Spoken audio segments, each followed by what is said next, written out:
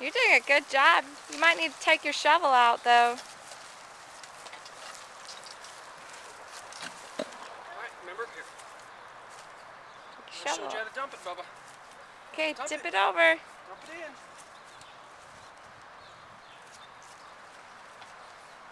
Oh, good job. Give it a shake. There you go.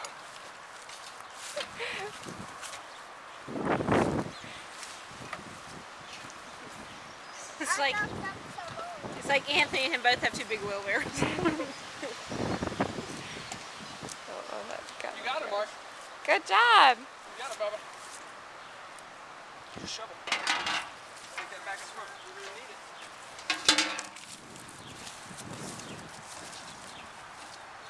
So now the dog smells like dog run. We'll get some more. We're going to keep working. Okay, keep working. Okay.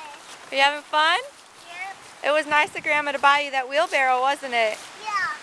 We're going to have to call Grandma and say thank you, huh? Keep pushing.